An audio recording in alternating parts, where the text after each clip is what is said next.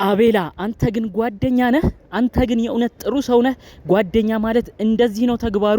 ሩታ እኮ ላንተ እጇ ሰፊ ነበር። ሩታ እኮ ላንተ አሳቢ፣ ወዳጅህ፣ መካሪ እህትህም ጭምር ነበረች።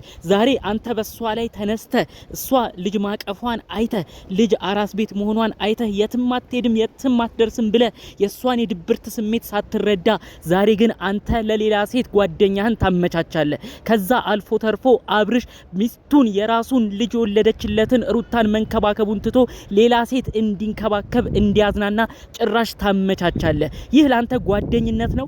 ከጅ በልተ ከጅ ጠጥተ በሰው ላይ እንዲህ ይደረጋል? የሩታ ሀቅ ትንሽ አይዝህም? ከዚህ በፊት እኮ ከ6 ከ7 ወራት በፊት በጥቂት ጊዜያቶች ውስጥ በተለቀቀው ቪዲዮ ለሩታ ያለህን ክብር እኮ እናቅ ነበር። ከአብርሽ ጋር እንኳን ሲጣሉ ለሩታ ያገዝክ ሩታን አትናገሩ አትል ነበር። ዛሬ ምን ቀየረ? በቃ ሁሉም ሰው ጊዜ ቀይሯል ማለት ነው። እኔ ይህንን ማመን ያቃተኝ ሩታ የቅርብ ሰው ያወጣላት ማለት ነው። አብርሽ ራሱ ይህንን ባለማገናዘቡ የራሱ የቅርብ ሰዎች ወደ ጉድጓድ እየጨመሩት እንደሆነ እንኳን ባለመረዳቱ ነው እኔ የሚያንገበግበኝ።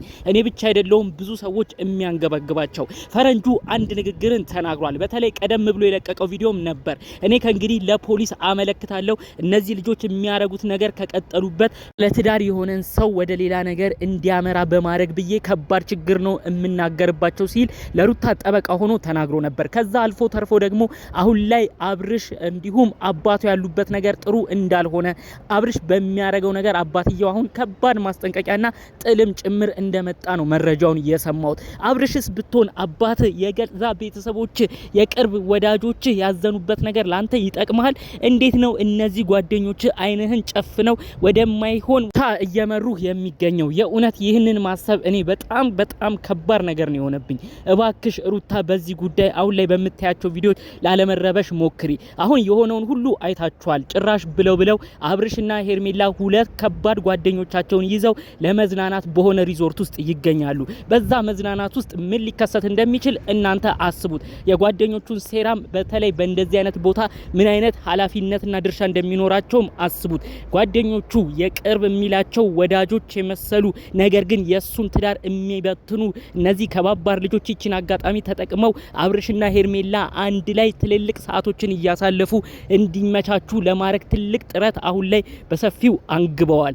እኔ ሄርሜላ ምን አስነክታቸው ልጆቹ እንደዚህ እንደሆኑ አልገባኝም። እኔ ግን የተረዳሁት የሰው ልጅ ለካ ይቀየራል። የሰው ልጅ ለካ ባላሰብነው ሰዓት እኛ መሄጃ የሌለም በመሰለው ሰዓት ጥሎን ይሄዳል። ሩታም የተከሰተባት ይህ ነው። የቅርብ ያለቻቸው የራሷ ሰዎች እና ቤላ ከጇ የበሉ የጠጡ ነብሩክ ዛሬ የሷ ጠላት ሆኗል። የሷን ትዳር የሚበትኑ ሆኗል። ይህን ማየት በጣም ያሳዝናል። ከዚህ ጉዳይ ጋር ተያይዞ ከሩታ ቤተሰቦችም ሌሎች ወሳኝ መረጃዎች እየተሰሙ ይገኛሉ። ከእንግዲህ ይሄ ልጅ አቋም ካልወሰደ አብርሽ አቋም ካልወሰደ ሁሉ ነገር በፍርድ ሂደት ማለቅ አለበት፣ ልጃችን በማይሆን ስም እንድትነሳብንም አንፈልግም ሲሉ ከባድ መልእክታቸውን አስተላልፈዋል። ከዚህ ጉዳይ ጋር እንግዲህ አሁንም ቢሆን ሄርሜላ በብዙ ነገር የምትወቀሰው ይቺ ግለሰብ ለአብርሽ ትህትናውን እያሳየች ፍቅር አሰጣጡን ይበልጥ እያንቆለጳጰሰች ልጁን ወደ ገደል መጨመሯ ወደ ገደል መንዳቷ ቀጥላበት ይገኛል። በቀጣይ ትልልቅ ሰርፕራይዞች አሉ በማለት ጭምር አፏን ሞልታ ስትናገር ነበር። እንዴት ነው ባለትዳር የሆነ ግለሰብ አራስ ሚስቱን አራስ ልጅ የታቀፈች የተከበረች ሚስቱን ትቶ ከሌላ ሰው ጋር መዝናናትን የሚሄደው? ጭራሽ አፈቅርሃለሁ የምትለውን ሴት ጋር እንዴት ነው ይሄን ነገር የተረዳችሁት? አንዳንድ ሰዎች በሄርሜላ በኩል እየሆናችሁ ሄርሜላን ስትደግፉም አይቻለሁ። ይህ ነገር ነግበኔ አይባልም ወይ? ነገ የእናንተ ዘመድ ወይም እናንተም ብትሆኑ አይታወቅም ልጅ ታቅፋችሁ አራስ ሆናችሁ የኔ የምትሉት ባለቤታችሁ የትዳር አጋራችሁ ከሌላ ሴት ጋር እንደዚህ ቢሆን እንዴት አይነት ስሜት ይሰማችኋል? እንዴት ነው ይህን ነገር ቀድማችሁ ልታውቁ ያልቻላችሁት? አንዳንድ ሰዎች አሁን ድረስ የሚያናድድ ኮመንት ነው እያየን የነበረው። በተለይ ሄርሜላ አፏን እያሰማመረች የምትናገረውን ነገር በመከተል እሷኮ ፍቅር አያያዝ ትችላለች፣ ሩታ ተጨቃጫቂ ነች፣ በቃ ተፋቱት እያላችሁ የምትናገሩም አላችሁ። ነግበን የሚባለው ነገር ቀረ።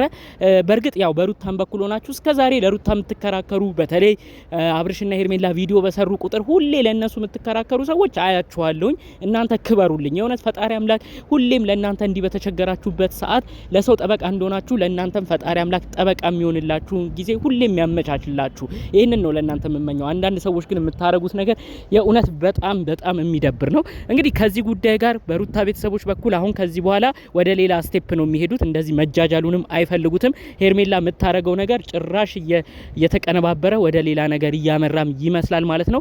ትናንትና ፍቅር ጥያቄ ጠየቀችን ብሎ ነው እኮ አብርሽ ሲደነግጥ የነበረው በቀደም በተለቀቁ ቪዲዮዎች። ዛሬ እቺ ግለሰብ ታዲያ እያስማማቸው ይዛው ስትሄድ ለብቻቸው ጊዜ ሲያሳልፉ ደግሞ ሳቅ እያለ ይህን ጉዳይ እየተመለከተ ነው የሚገኘው። ትናንት ፍቅር ጥያቄ ጠየቀችን ብለ ራስህ በቃ እንደ መታመም አድርጎ ነበር። ዛሬ ምን ተገኝቶ ነው ከሷ ጋር አንድ ቦታ መዝናናት የሄድከው? ዛሬ ምንስ ነው አስፈልጎ እንደዚህ አይነት ቪዲዮዎች ከሷ ጋር እየተሳሳሙ አንድ ላይ እየተቃቀፉ ቪዲዮ መስራት ያስፈለገ? ትናንትና አላፈቅራትም እኔ ትዳር አለኝ የተከበረ ህይወት አለኝ ስትላል ነበር። ዛሬ ምን አግኝተ ነው የተሸወድከው? እኔ አብርሽ አንዳንዴ አቋም ባለመኖርህ ነው ብዙ ሰው እየተናደደብህ የሚገኘው። ከዚህ ጉዳይ ጋር ተያይዞ ነው አባትህ አብርሽ ራሱ ብሽቅ ያሉት። እኔ ልጁ ቆራጥ ባለመሆኑ ከባድ ነገር ውስጥ ከቶኛል ያሉት። ትናንት እሳቸው እኮ ለአንተ ትዳር መቀጠል ብለው ሩታን ሄደው ሲለምኑ ሩታ ጋር እባክሽ ወደ ህይወትሽ ወደ ትዳርሽ ተመለሺ፣ አብርሽም ልጁን እንዲያይ ፍቀጂ እያሉ ሲለምኑ ነበር። አንተ ግን ዛሬ የምትሰራው ስራ ጭራሽ የሩታን ቤተሰቦች የሚያናድድ እነሱን የሚያስጨክን ስራ ነው። እንዴት ያባትህን ነገር እንኳን ትንሽ ልብ አትልም? ፈረንጁ ጓደኛ ታናሽህ ራሱ የሚመክርን ነገር እንዴት አታስተውልም? አብርሽ ዛሬም ድረስ ልጅነት ላይ ነህ አንተ።